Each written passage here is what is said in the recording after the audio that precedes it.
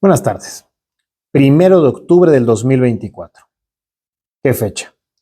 Termina el sexenio de Andrés Manuel López Obrador y comienza el sexenio de Claudia Sheinbaum Pardo al frente del gobierno de México. Sin duda, el 2018 fue una oportunidad histórica para la democracia en México.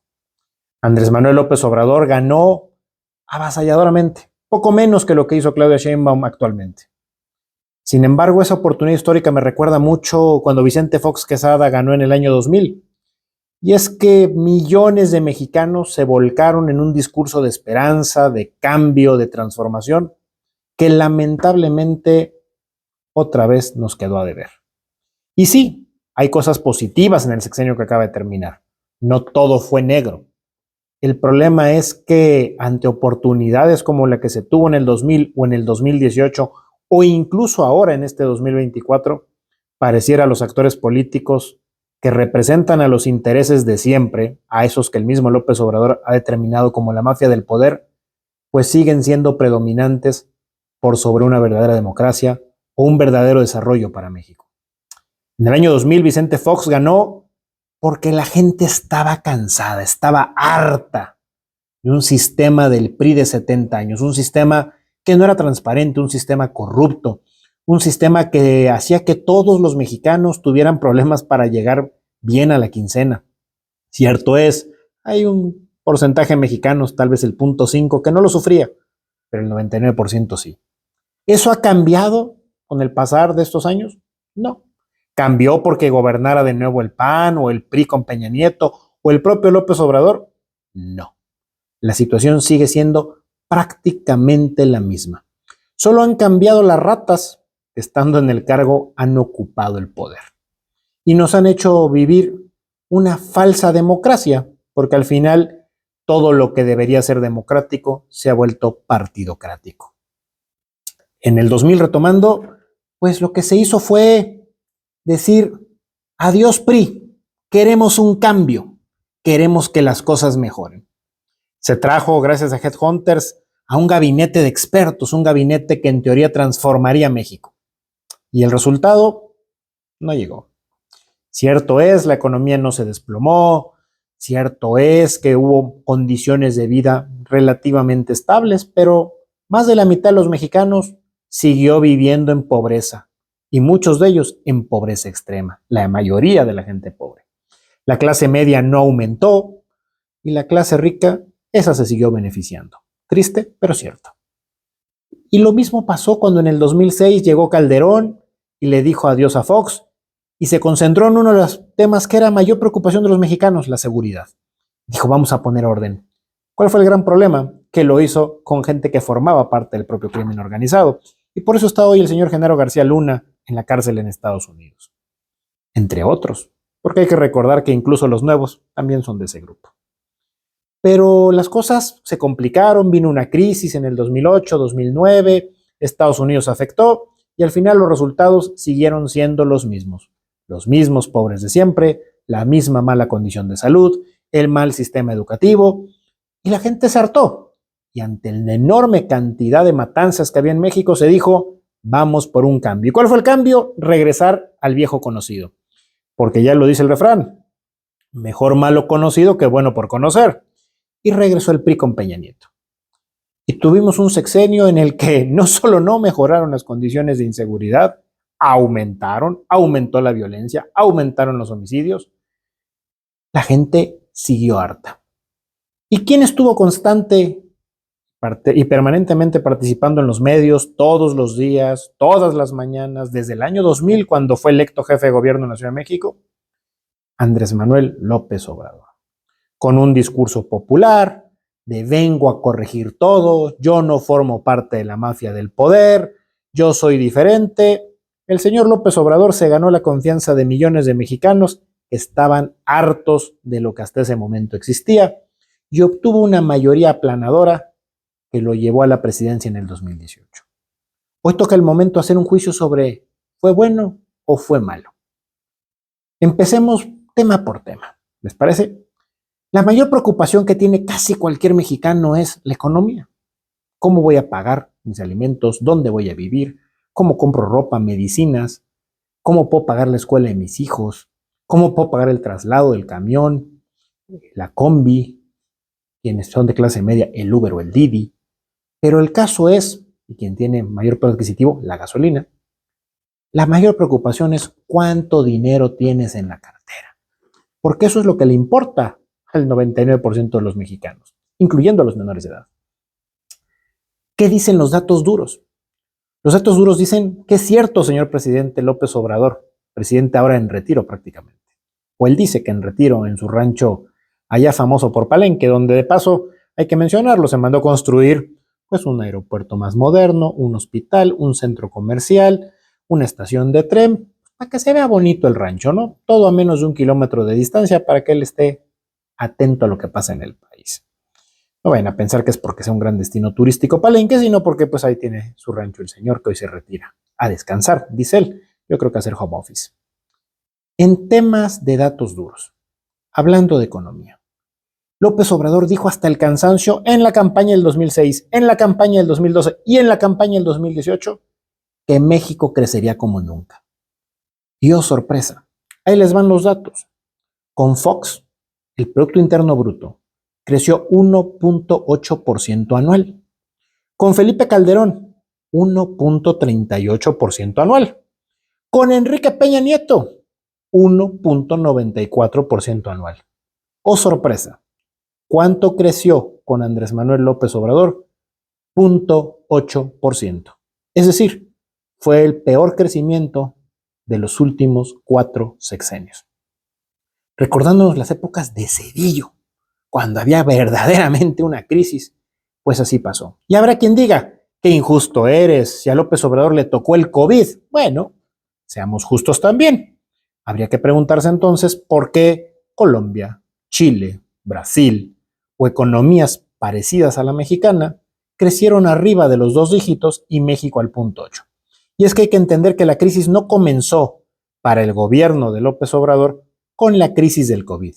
Comenzó específicamente cuando entró, ya que en el año 2019, si ustedes recuerdan aquel momento en el que en enero ni siquiera había gasolinas porque por el tema del huachicol se sustituyó que ya no se fuera por ductos la gasolina y se manejara por pipas, entramos en una crisis que duró todo el 2019 y desde ese año teníamos números negativos, no un año después con el tema del COVID. COVID que además dejó muchas más muertes de las esperadas y de lo que en proporción tuvieron los demás países. Oficialmente el gobierno reportó 333,000 muertes, nada más que hay más de 500,000 muertos cuyos registros exceden la tasa normal de mortalidad. Eso quiere decir que casi 1 millón de personas fallecieron a consecuencia del COVID o, si no por la enfermedad en sí del COVID, por la saturación que había del sistema médico y no pudieron ser atendidos por otras enfermedades. La realidad es que fue un desastre. Pero sigamos en el tema económico.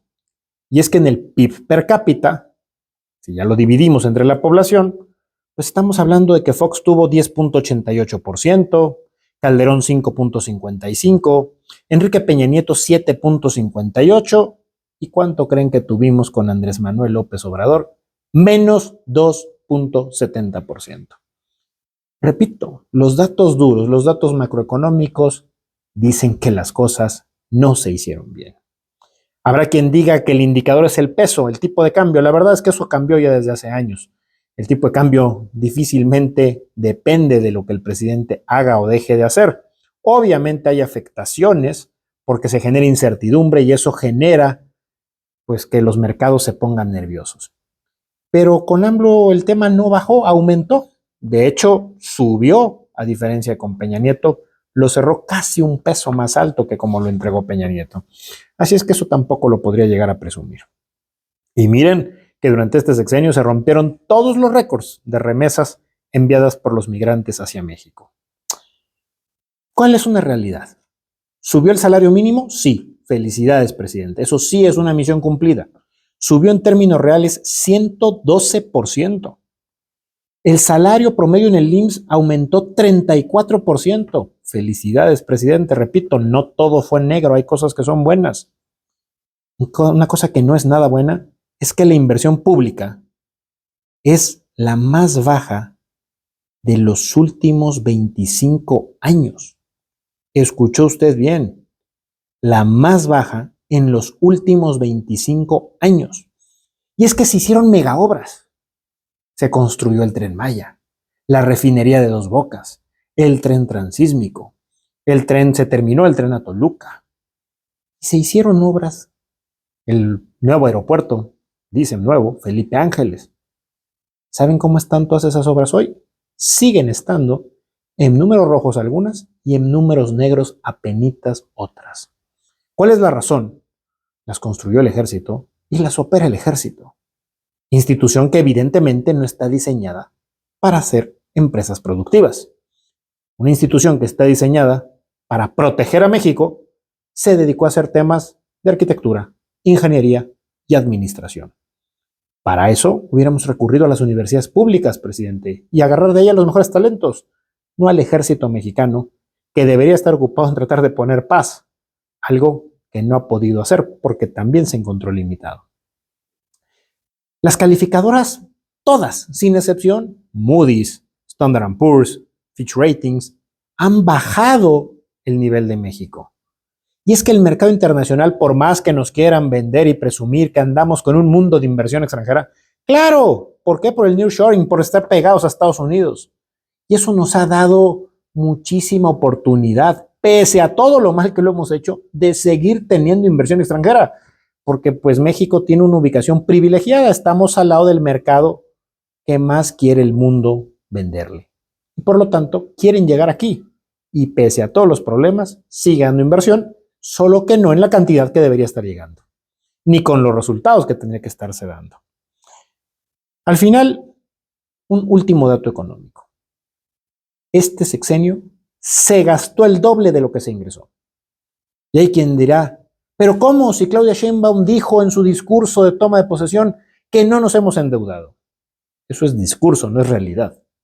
Si usted en su casa gana 10,000 y gasta 20,000 pesos, evidentemente, amigo, está usted en números rojos. Y así está el gobierno mexicano. Ha gastado el doble de lo que ha ingresado. ¿Quién creen que hizo esto? Calderón. Pero no solo en eso se parece el presidente Enrique Calderón.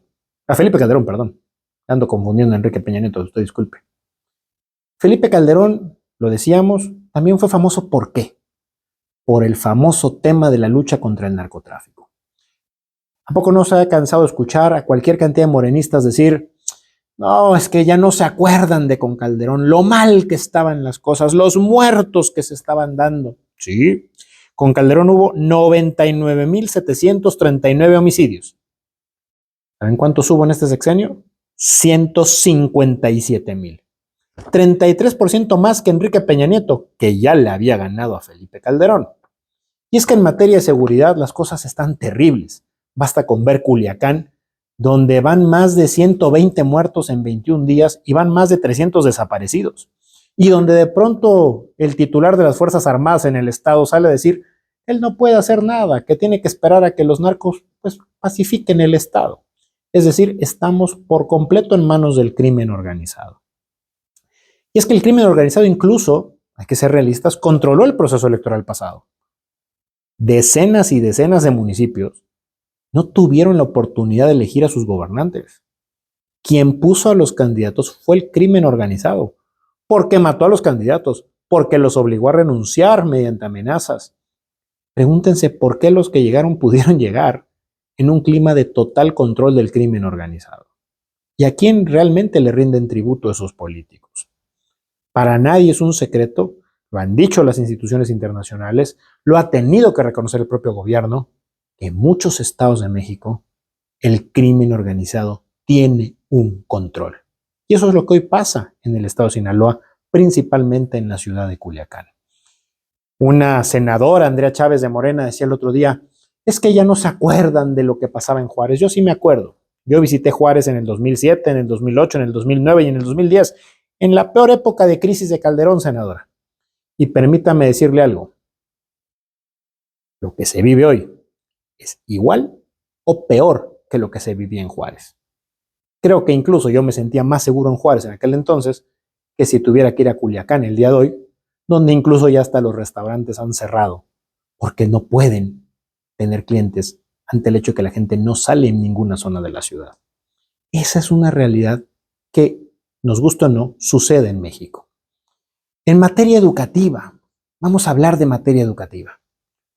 1.600.000 alumnos dejaron la escuela en este sexenio. 1.600.000 alumnos. Pero eso sí, ya tenemos el nuevo formato de la escuela mexicana.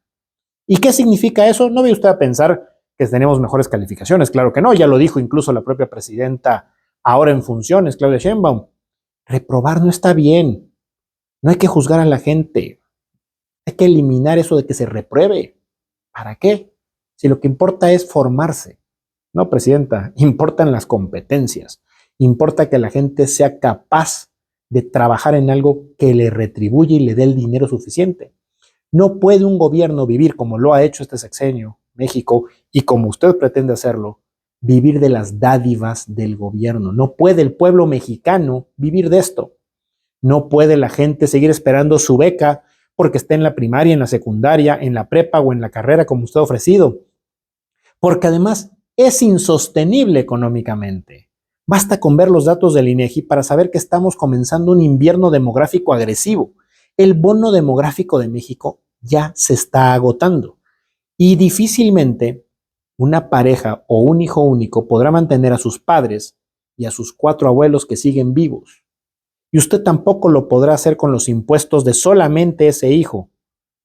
Así es que habrá que replantearse la profunda crisis que viene en materia de pensiones y que aunque todos hablan de ella, el gobierno sigue sin tomar medidas. Porque si usted cree que es una medida, las pensiones del bienestar que se anunciaron, pues perdón, pero en unos años 2,000 pesos no van a permitir que la gente viva. Así es que habrá que tomar otro tipo de medidas.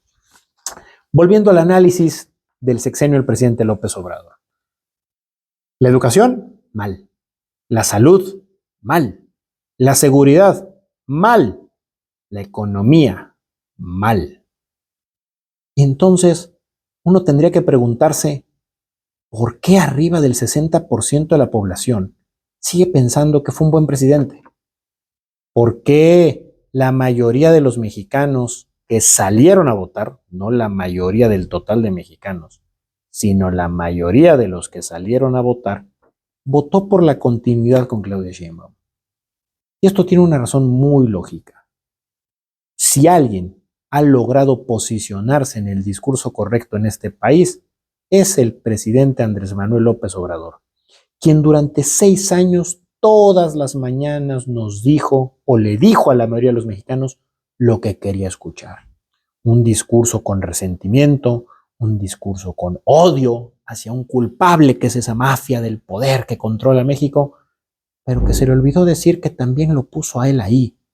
Él forma parte de esa mafia del poder, como Claudia Sheinbaum forma también parte de esa mafia del poder. Porque no nos hagamos mensos. La partidocracia en México ha hecho lo que ha querido. ¿Cuál es la diferencia? Que López Obrador, formado en la época de los 60s y los 70s del PRI, de Echeverría, de López Portillo, lo que hizo fue regresar a sus raíces. Y no le gusta a nadie que sea de esa época del prismo andar rindiendo informes. Por eso Wood vaya al Instituto de Transparencia. No le gusta a nadie de esa época del prismo que le digan que no se puede lo que él quiere. Por eso hoy, adiós corte, adiós juzgados, adiós magistrados de circuito. ¿La justicia está mal? Claro que está mal. Por supuesto que está mal. En este país 99% de los delincuentes queda impune. Nada más que la justicia, señor presidente, no comienza en el Poder Judicial, por increíble que esto parezca. Comienza en el Poder Ejecutivo, porque las fiscalías, los ministerios públicos, ¿quién los propone? El Ejecutivo. Y no nos hagamos mensos. En los 32 estados de este país, incluyendo donde gobierna la oposición, y en el gobierno federal, los fiscales no son autónomos. Hacen lo que el gobernador y el presidente indica, según sea el caso. Y esos MPs donde la gente llega y presenta su denuncia, no hacen nada, ni investigan, ni averiguan, ni son profesionales. Son profesionales de la corrupción, la inmensa mayoría de ellos. ¿Hay casos que se salvan? Sí, lamentablemente es la minoría, como pasa también en la clase política. Hay diputados decentes, hay senadores decentes, hay alcaldes decentes, hay gobernadores que pueden ser decentes, sí. Difícil ya en el caso de gobernadores, porque normalmente el sistema apremia al corrupto, porque el que no es corrupto pone en riesgo el sistema. Esa es la realidad y este es el México que nos está dejando el presidente López Obrador. Un México que sigue con pobres. Cierto, salieron 9 millones. Ojalá y Claudia saque a 15 o 20 o elimine a todos los de la pobreza y los lleve a una clase media baja. Pero es difícil que esto llegue a suceder si el enfoque es regalando dinero a cambio de votos y a cambio de seguir teniendo el cariño de la gente. Entendamos algo, la mafia del poder sí existe, como decía López Obrador, pero ellos son parte también de esa mafia del poder. Por eso los muy ricos siguen siendo muy ricos. Por eso los muy pobres siguen siendo muy pobres. Solo que es mucho más fácil crearnos y criarnos como mascotas a tener una sociedad que exija la garantización de sus derechos. Es el momento de actuar, es el momento de transformar a México. Vamos a ir viendo cómo funciona el gobierno de Claudia Sheinbaum. Todos los días estaremos evaluándolo y dando seguimiento puntual a lo que pasa con Claudia. Si te gustó este contenido, sígueme en mis distintos canales, YouTube, TikTok, Facebook e Instagram. Ferdinand Recio. Y recuerda, el conocimiento es poder.